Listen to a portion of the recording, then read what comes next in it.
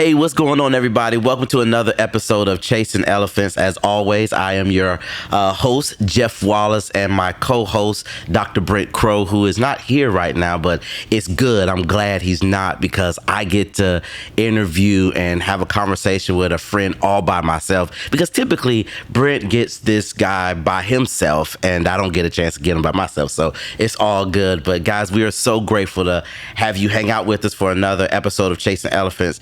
So as you know, for the last couple of weeks, what we've been doing is we've been talking to different friends of ours in the trenches and just having a bunch of different conversations on a variety of topics. And so I am uber excited to get a chance to have a conversation with this amazing leader. So I'm just going to make sure, because I want to do this intro justice. I want to make sure I get the right proper intro. So he is the assistant professor at Biola University. He's a worldview and apologetics expert. He is a gifted communicator and teacher. He's traveled around the world. I mean, domestically and abroad, teaching at camps, conferences, seminars, workshops. He's been a part of our conference here at SLU, Student Leadership University 101.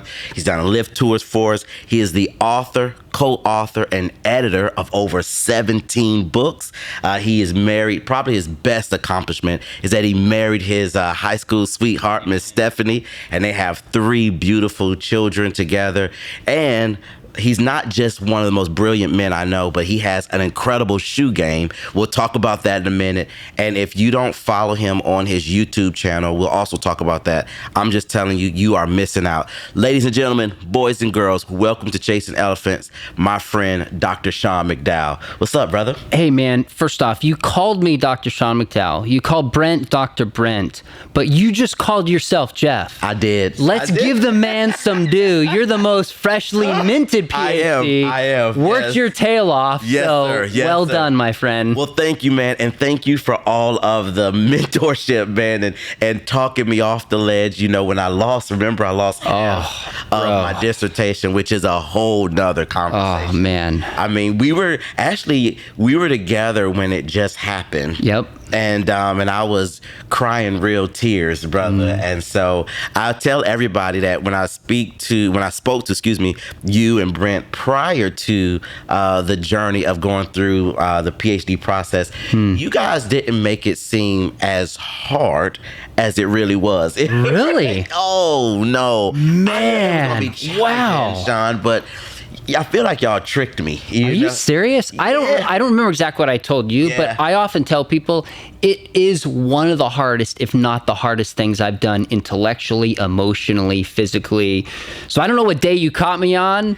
It was one. I think you were being more encouraging, like you can do it. You know, you can do it. Got it. Fair enough. I was actually going back and forth between the D-Min and the PhD, and I think we were talking about some differences. Okay. And you did say I can do it. I mean, you did probably drop the hardest thing intellectually, emotionally, all that. I just heard you can do it, and then and you did, right? I did. Okay. But it was a process.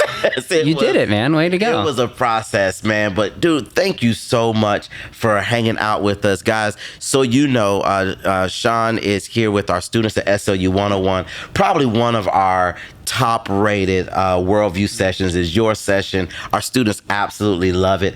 I won't give it away because we want you guys to attend, but I love how you tell them exactly what you're about to do. Yep. You do it. And then they still argue with you. Yes, they do. It is absolutely fascinating, man. Well, being at SLU is one of my favorite things to speak at for so many reasons I won't go into. One, you guys just treat me right.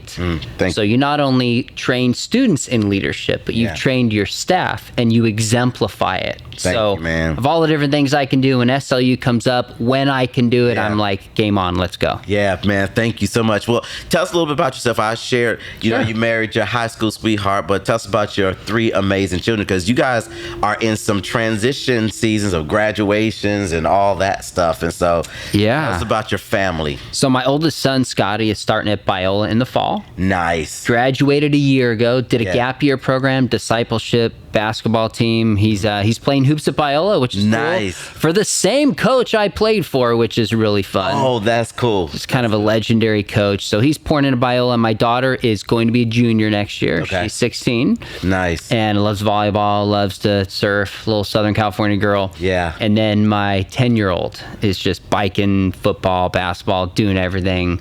Great kid. I love it, man. And he has an appetite on him. I remember when he came down Yes. a few years ago, and when we were at one of our SLU 101s, and I got a chance, and he can eat. Oh, yeah. He Yep. can put it He needs to. He's got little chicken legs out there, buddy. So we're putting some weight on him, pounding the food. That is good.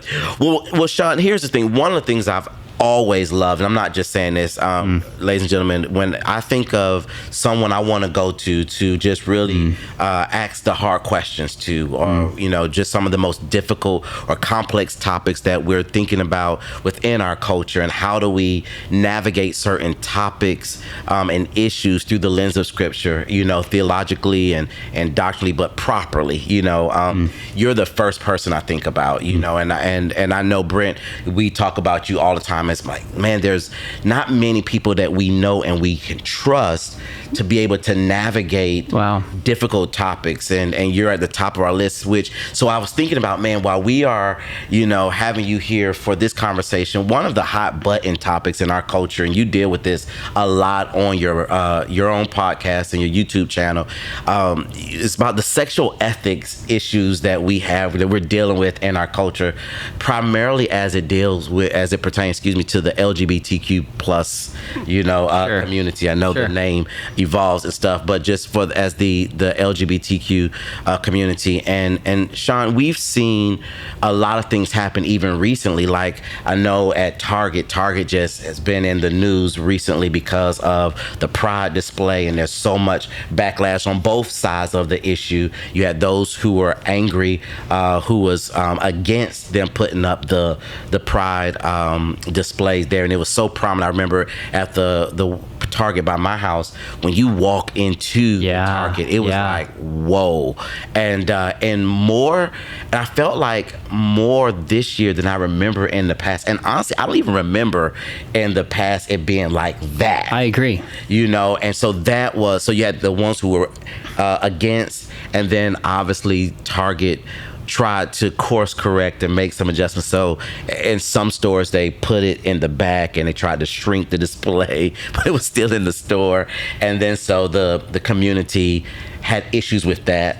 I know when you think about companies like Budweiser, North Face, all kind of aligning themselves with the Pride community. I mean, and even as recently as at our White House, the White House, I don't know if you saw where the Pride flag was hanging outside of the White House, and actually on the same level of the U.S. flag. Wow. And it was just like, and that was actually my response. So I actually, when I saw it online, I thought it was a joke. I thought somebody fake news or something. Or that someone probably who was maybe pro the community just did that, But then when you realize, no, that actually happened. And so we're in this world, this culture where, the topic of sexual ethics, is a big deal. And so, I thought maybe we have a conversation about that and just kind of get your thoughts on where we are as a community and a culture, and really how should we address this type of issue or these issues through the lens of Scripture, and what's like the biblical response in your opinion? That's great. Let's do it. Yeah. So when you see that and we hear all that, what's your thoughts on, one, where we are as a culture? Okay. And then two, how should we as a body of believers, the body of Christ, and so for context, our audience consists of youth pastors and youth leaders, great, Christian school educators, and students. Many of our students that have gone through our SLU program, and then those who connect with us through the Lift Tour. So you have students and adult leaders who follow us on that. So when you're talking about the response, looking at it where we're able to talk to both audience. So what's your thoughts on that?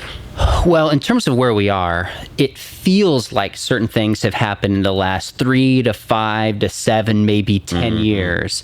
But the reality is, this sexual revolution that we're living through and seeing exemplified in Budweiser and Target and in some ways in the church is the result of ideas that have been brewing literally for centuries, Jeff. Wow. Now, Carl Trueman lays this out in his book, The Rise and Triumph of the Modern Self.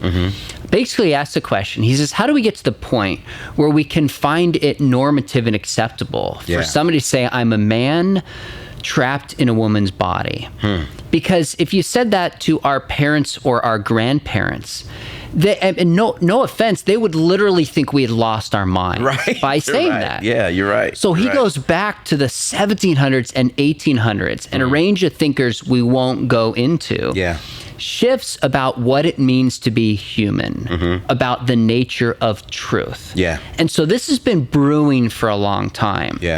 So in some ways, it feels like it just happened right now. We've got to realize there's a whole backstory. And in many ways, where we're at makes perfect sense if we shift what it means to be human, the nature of truth, if God exists and whether God exists, God informs the way we should think about reality. That's what we're seeing played out is really two diametrically opposed worldviews. Now, what I'm not saying is Christians cannot be friends with those in the LGBTQ community. That's good. Please don't hear me saying that. Yeah, that's fair. I am friends with people in this community, as I'm friends with Muslims, as I'm friends with, people in New Age, and agnostics and atheists. I'm not talking about relationally. I'm saying there's certain ideas that are in conflict, and we're seeing it brew up. So take even the trans issue, just so people understand what's at stake. One side says, if you do not accept gender-affirming care, you are harming and potentially leading kids to take their own life. Wow. That's one side. Okay. And that would be you and that would be me. The Human Rights Campaign basically said your view and mine this week is akin to terrorism. It's terror. Wow. So according to that group, because you and I don't affirm what's called gender-affirming care, we are basically terrorists.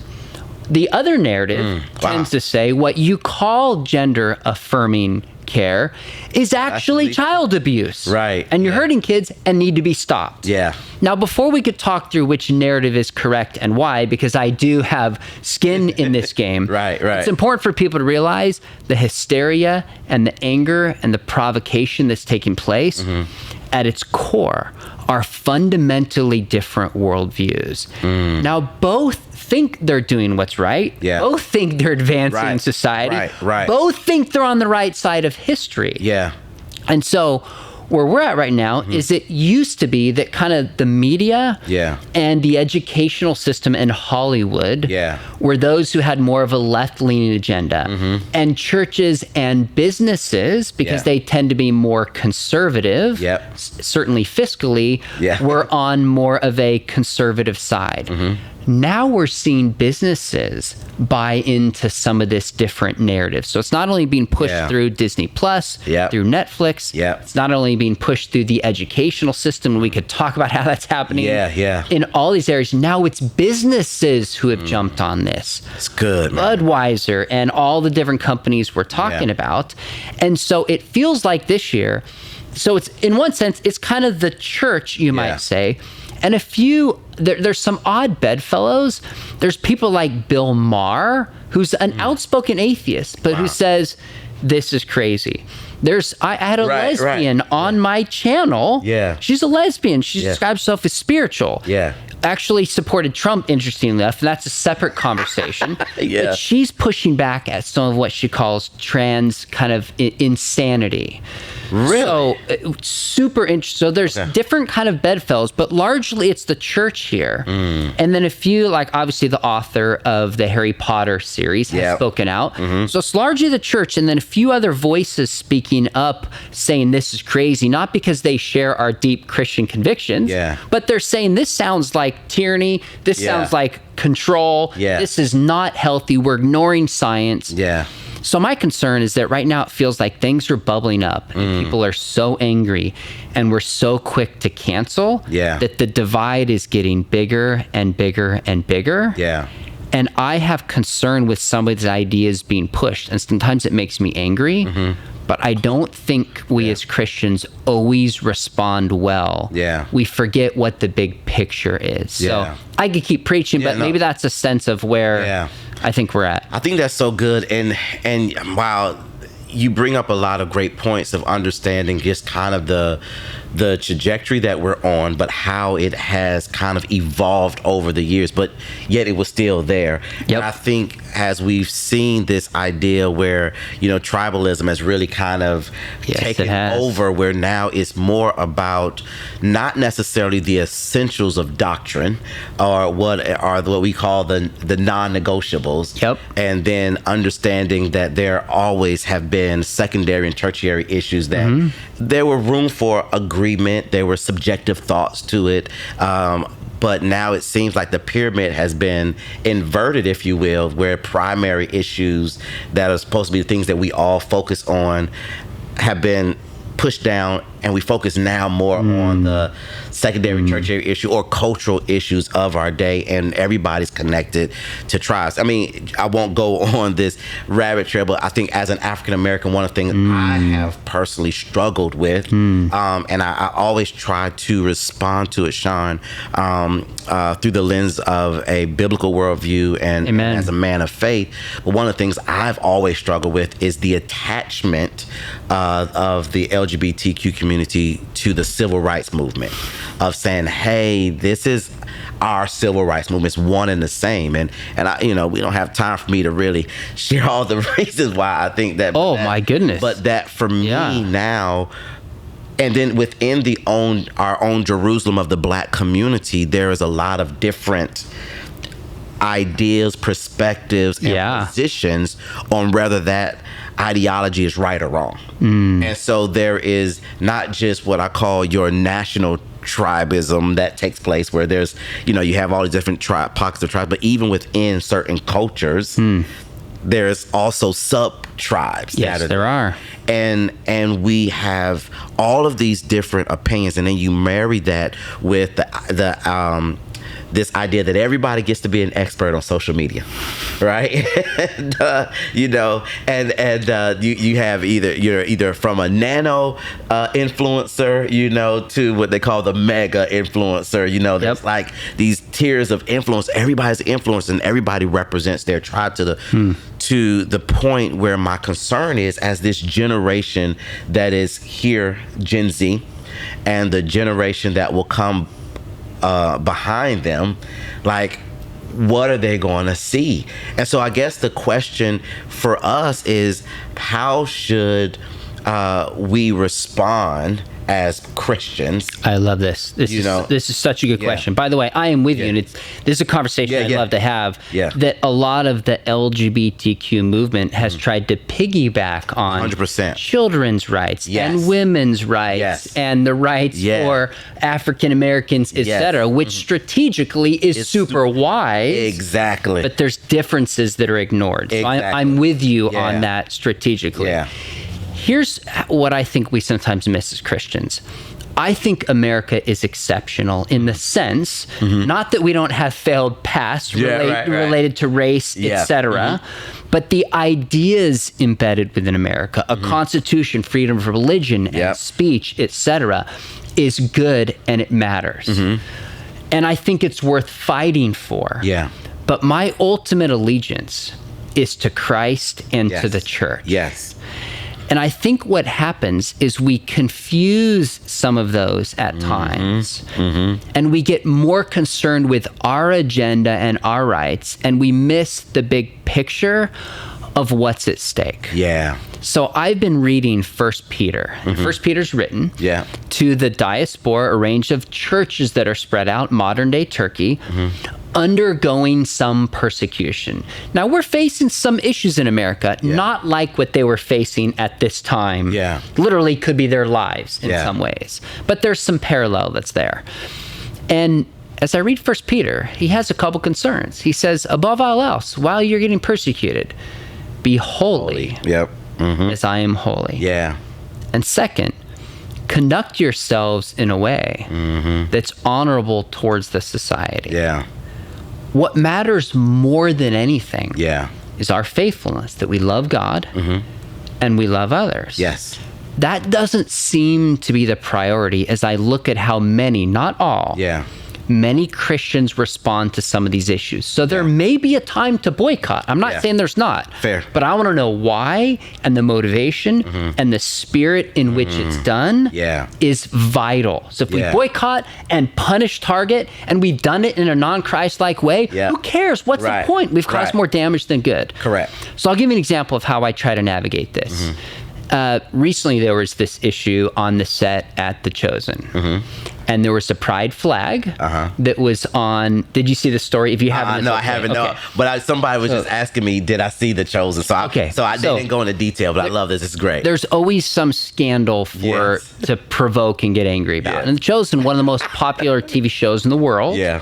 Creative historical fiction rooted in the Gospels, but they take liberty and read between the gaps. They're not a ministry; they're a Christian television show. Right, right. And so somehow footage was released that there was a rainbow flag on one of the cameras on set. Okay.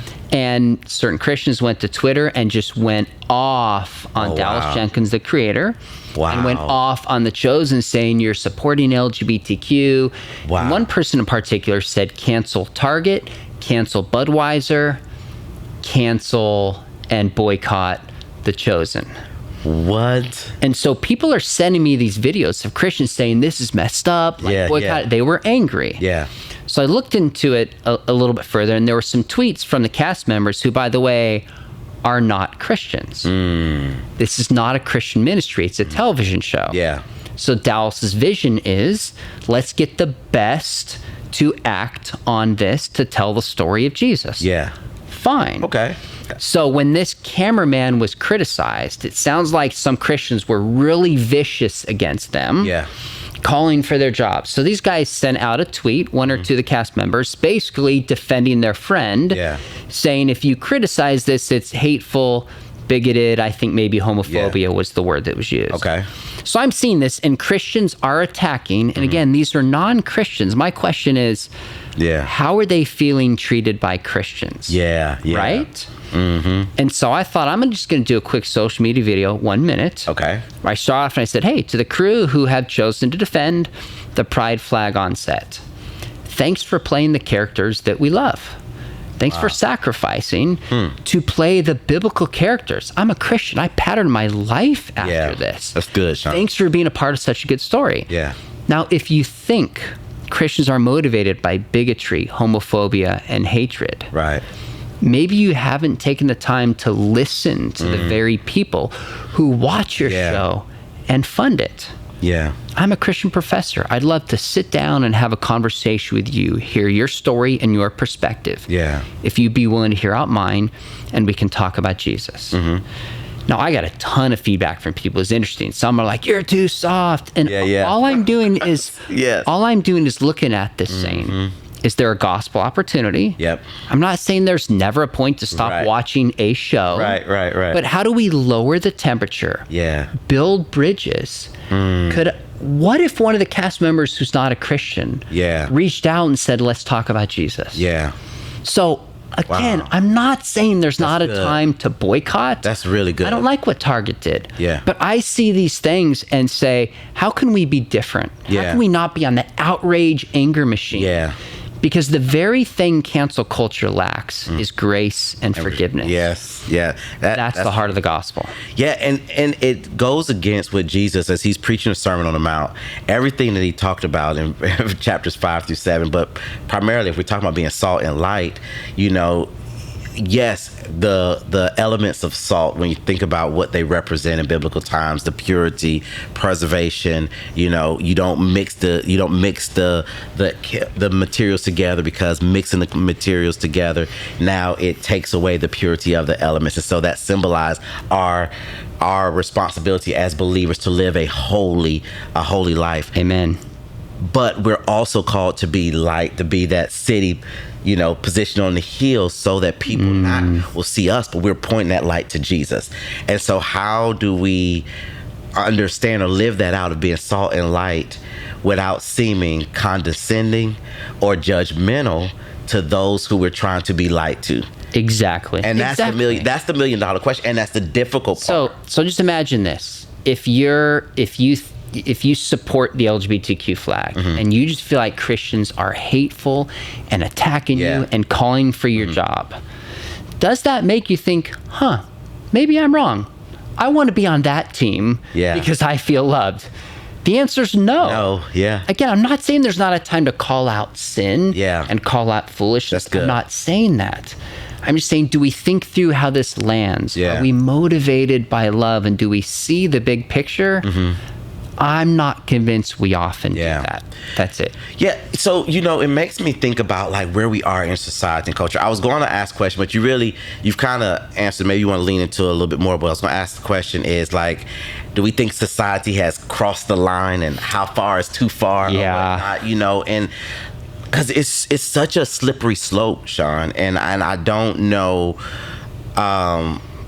where to start when it comes to how we help right the ship. But do you think that we as a society and culture, we've gone too far in our attempt to be inclusive at the expense of just stepping over a line that once you kind of, let the proverbial genie out of the bottle, it's kind of hard to put it back in? Like, do you think we've gone too far and that there's no coming back? It's a great question. So, Os Guinness, one of my favorite thinkers. He's brilliant. Os Guinness? Os Guinness. Okay. He's from Britain. Okay. And he wrote a book recently called Ground Zero America. Okay, that's good. Now, he's not a Christian nationalist. Okay. He's from Britain, okay? So it's not about...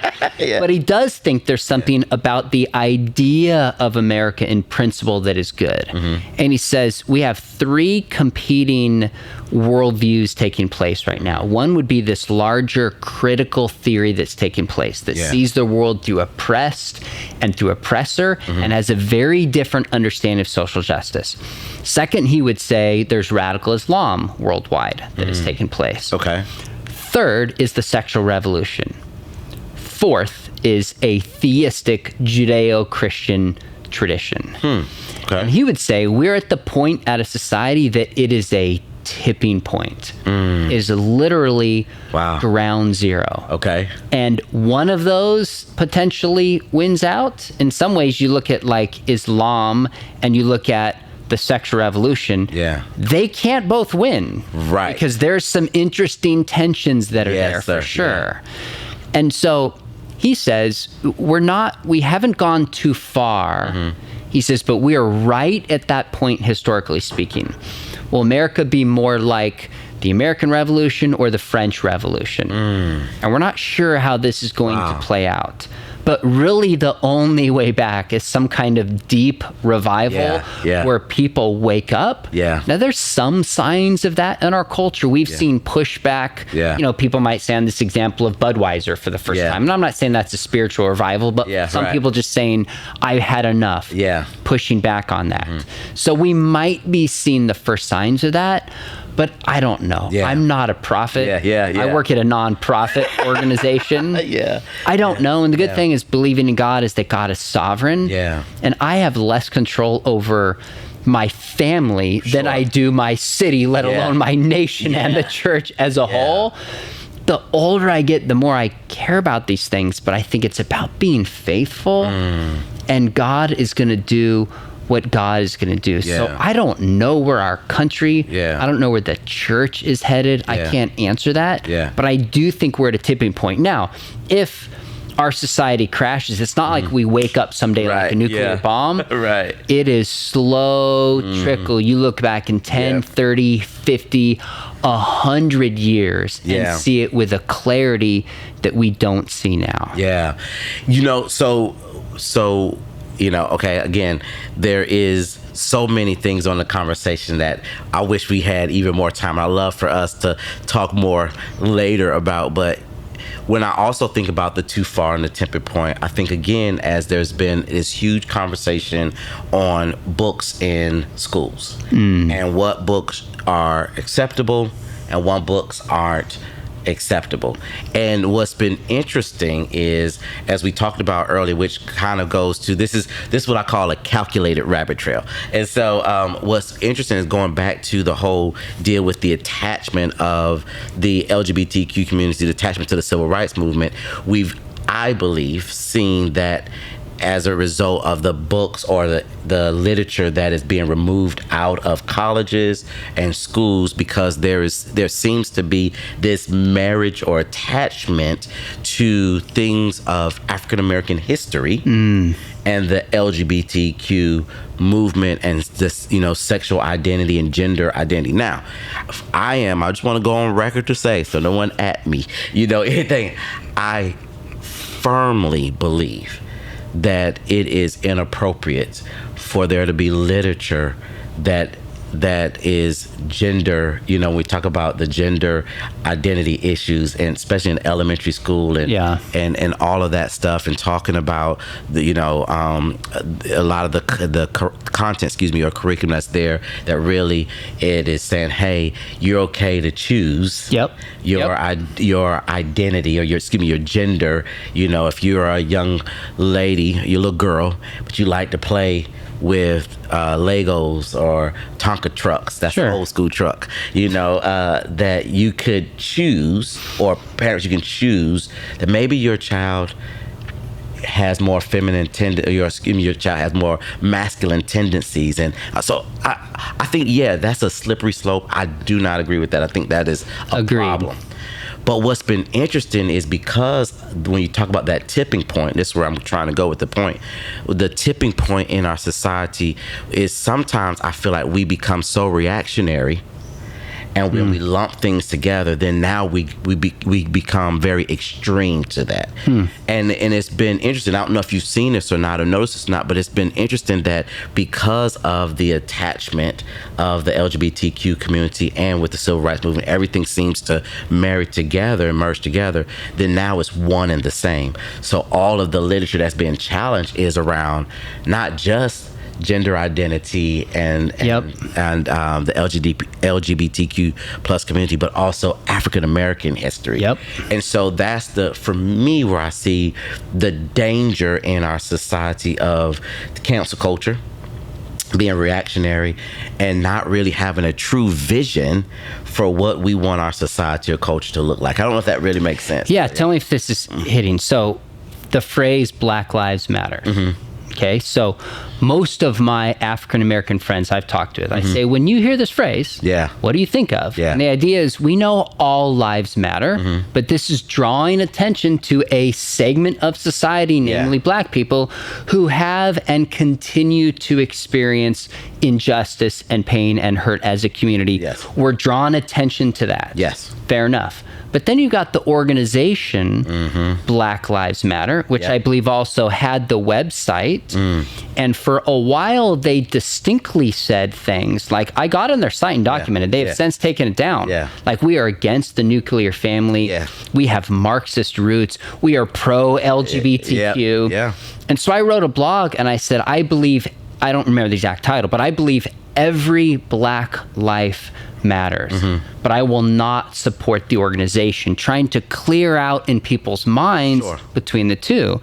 But since they're lumped together, any nuance of what the spirit and good of what that phrase is meant to draw to becomes completely reactionary, and that is lost because of the baggage that's been tied to it. Sir. Is that an example of what you're talking about? If so, I agree 100%. Exact. That is spot on, because you and I both, that statement, or the way you explain that, is exactly how I feel as an African American when it comes to the Black Lives Matter organization. I would echo everything that you said and your sentiments to distinguish the two. And so I think that when we look at our culture, society, I think the challenge for us, especially when it comes to the evangelical community, is being very clear with our position and our language and how we really begin to unify ourselves as the body of Christ, so that we can have a unified gospel-centered message. Because even right now, we're in a culture where the word conservative, depending upon who you ask, it has a lot of different meanings. Yes, it does. You know, prime example, I would say to people, which I am, that I'm a conservative African American evangelical. If I say I'm a conservative Black, Christian, a lot of my Black friends hear that. Sure. And what they think I'm saying, yeah, I'm really not saying. But I am very conservative in my views, my belief, my doctrine. And so I think that as a society, this whole sexual revolution that we've gone through, the way that the LGBTQ community has really kind of dominated a lot of our conversations and our thoughts and everything, I've seen how it has spilled over into other topics that we really need to be talking about. That's interesting. Whether it's racial and social injustice, whether it is really making sure that we promote the pro-life agenda. I mean, all of these things that we should be really focusing on and fighting on. It has been interesting, and I don't know if you know this, but it's been interesting how the community, the LGBTQ plus community, has attached itself to all these little other nuance or Sure. tribes or ideas and issues, and now we react to it like, oh, we got to separate ourselves from that, or it causes division and schism because of the fact that the true, I won't say enemy, I don't want to use that word, but the truth issue that we're fighting against is this gender identity issue that has permeated through our culture here lately, to the point where we even have certain celebrities. I love, Magic Johnson. I love as an athlete. I love Dwayne Wade as an athlete. But then I look at, absolutely, what, especially Dwayne Wade with his son, those issues are in our face, and they are. And so now we see these high profile athletes, and they're Black athletes, and then everything is about inclusivity and diversity and equity and all of this stuff, and it just really has seemed like it's been difficult for the church to unify around the essentials of the scripture, so that we can I agree with that. We can really respond to these challenges accordingly. I don't know if that it does. And let me flesh out a couple things. So I look at Dwayne Wade with his son. I know the basic story, not the details. But I'm sure he's trying to do his best as a father. Yes. I know he is. Yeah, absolutely. I think he's profoundly mistaken about how to navigate this and what love looks like. But I wouldn't for a second question his motivations as a dad. 1,000%. What concerns me is the rhetoric of Christians against Dwayne Wade, who's trying to do what he thinks is right, isn't going to endear him at all to consider what a Christian response might be. Yes. That's one piece of it. Yes. When you talk about essentials and non-essentials, a couple things come to mind. For the most part, for the past at least 10 years, since the LGBTQ issues become larger, evangelical churches, Black, white, Korean, you name it, Calvary Chapel, Southern Baptist, EV Free, have stayed solid on the marriage issue. Yeah. Now, we're seeing some cracks that may be changing, and we could come back to that. But it's largely been an issue between the church and between the larger community. Yeah. You get to racial issues and critical theory. This is within the church. Yes. Bible-believing conservative Christians dividing on that issue. Yeah. So that's what makes this really hard. So I'll give you an example of how I try to navigate this, and I don't know how to navigate this well. I'll be honest with you. These are really difficult issues. Yeah. Is a friend of mine, you might know Derwin Gray, pastor, amazing pastor, one of my favorite churches in South Carolina to speak at, played in the NFL. Yeah, great dude. I was interviewing him on questions of race, maybe, I don't know, a year and a half ago. And I decided, I said, Derwin, I don't know, you have a intentionally racially diverse church. I want to know how you navigate things like kneeling at the flag. Number one, you're African American. Number two, you play in the NFL. Right. Number three, you have people in your church who take serious issue with that. Right. And I said, before you answer, can I frame how I just approach this? Yeah. He goes, sure. I said, so my grandfather fought in World War II. And I remember, I don't know, maybe I was 12. I can't really remember, having a conversation about whether it's okay to burn the flag. And I was typical kid. I was like, It's a flag. It's a piece of cloth. It doesn't matter. And his position was like, I served in World War II and was willing to lay down my life. Yeah. Your freedom of speech ends at the flag because what it represents. Yeah. And that's my grandpa. That shaped me. Yeah. So I can't help but see people kneeling at the Very flag much. thinking, what are you doing? Yeah. I said, so how do you navigate that, Yeah. Derwin? And his response was so wise. He said, first off, I want to thank your grandfather for his service. Honorable, commendable, love it. And I can see why you would see the world the way you do. Here, let me tell you about some black folks and their experience. They serve in World War II. They come home and can't even get the GI Bill to a very different reception. Yeah. Can you at least understand why they view kneeling differently? And I was like, that's brilliant. Yeah. And he said it with such wisdom. But here's an issue that our response, black or white, when we see people kneeling, we jump on sides and we demonize and we criticize and we divide. Yeah. Rather than just saying, okay, why do you view that as you do? What's your experience that frames this? And if we end up dividing on the issue, at least we've heard each other out. Yeah. And not died on a secondary issue as vital as the flag and freedom of speech and racial justices. That's my concern internally with these kinds of issues. We don't even try to do that. We just divide over it. Yeah, that's so good. And, you know, it's almost like, you know, phenomenological. I did a phenomenological study in my dissertation. That's a big word, man. You can use it now that you're a doctor.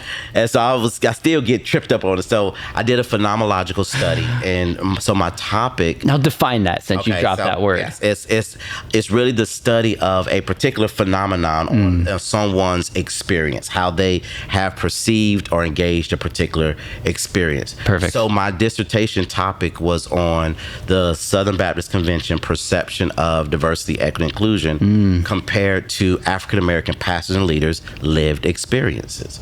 It was a phenomenological study. Got it. Where I was studying the experiences of an African American who has been a part of the Southern Baptist Convention for at least 5 years, and though the SBC as a whole may view the way that they were doing or how they've handled matters of diversity, equity, inclusion, women in leadership, or issues on racial injustice and racial and social injustice, I wanted to know how has these African Americans, what is their lived how do they perceive how they perceived it, and what are their real lived experiences. And obviously my white Southern Baptist friends would answer the question completely different because they're outside of the true lived experiences of African American pastors and leaders who have been in convention. And many of the participants that I interviewed in my dissertation, they were a part of the Southern Baptist Convention for between actually 10 to 36 years. So they have seen all levels of the SBC. And what's fascinating, what I was reminded of, Sean, was that what you just said is so very true. I think a lot of times what happens is we argue a lot of times, and we're divided when we're trying to explain someone else's lived experience or try to dismiss or dishonor a person's lived experience. Meaning, as an African American, I know a certain level of discrimination and prejudice because I've lived it. And so to dismiss it or to say, oh, this doesn't exist, or, you know, that doesn't exist, or, you know, all that's personal. Like, yeah. So what happened is now people are responding based on their own perspective, and now we're talking at one another and not to one another. And I think that's what's happening in our culture and society, and why there is this divisiveness that continues to be perpetuated because of the fact that we have lost the art of really trying to understand one another's differences or be compassionate about one's lived experiences and not dismiss it. And I think for many people, when they have their certain perspectives and everything, I think you said it so well, I think we need to do a better job of saying, okay, how do we live together in community and harmony when we don't see everything eye to eye? And can it be okay? How do we learn how to disagree well? Tough question. It's such a struggle. And I think, just to kind of land a plane here on our time is when I think about what is needed in the body of Christ now is there needs to be, again, this belief in, okay, let's all unify ourselves around the essentials of the gospel. Let's understand that secondary and tertiary issues are going to always be that. They're going to be things that they're perspective and culture based. And then also, let's not dismiss people's lived experiences. I'm a product of two things, nature and nurture. There is just certain things within my nature, my wiring of who I am and how I am that has made me, the man I am today. But there's also the way I've been nurtured and cared for in my family growing up that has shaped my perspective on things. My mom and my dad, they shaped my perspective. My family has shaped my perspective, the way that I've been nurtured and cared for. But then also the nature in which I've lived as an African American in our world today, it has shaped my perspective. And so I think that some of the challenges that we have is there's like two different things that we're dealing with. We're dealing with things that are just natural, that we deal with as different, diverse, eclectic groups of people who come from different backgrounds, cultures, social economics, and all of that stuff, versus issues of the faith. And I think that we've kind of not put the things in the right perspective. We have become spaghetti. Everything is kind of mixed up together, right? We're not waffles. We don't know how to compartmentalize things. I don't know any other simplistic way of saying it is that there is this mesh up type of perspective of issues, and it keeps us further and further divided. I think that it is our responsibility and duty and obligation to live our lives worthy of the gospel of Jesus Christ, to live as citizens of heaven. I think that's, so important and vital. But as we are doing that, we have to be careful not to we have to learn how to not, I want to say this probably without, I'm just thinking about all the people that will fuss.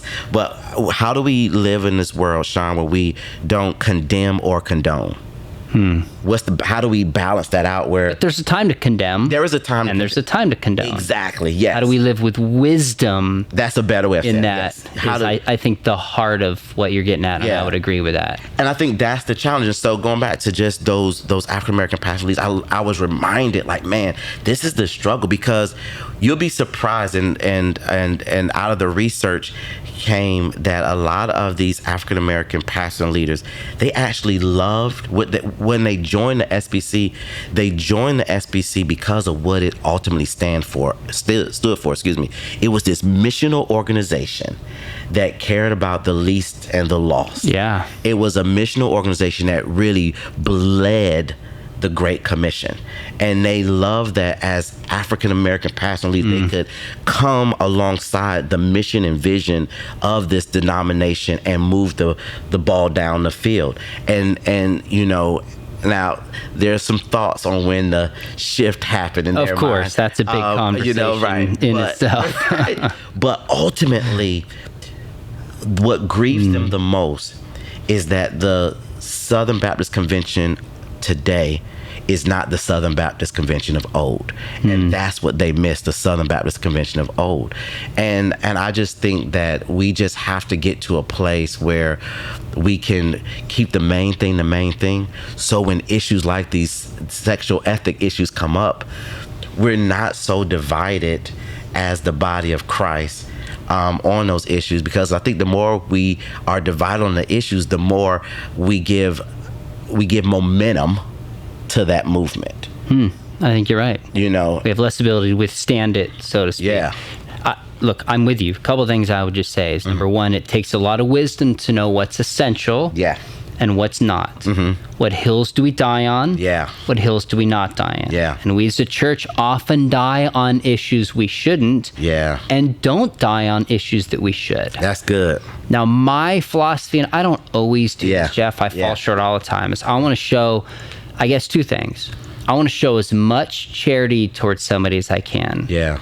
Without compromising what is true and what is essential. And I want to die on essential issues. Do I always do it again? No. Yeah. But that's my hope. Yeah. My goal. Yeah. Well, Sean, listen, man. I could talk to you forever, man. Dude, I have so many questions for you about your dissertation. We will have that conversation. Yes, man. we will.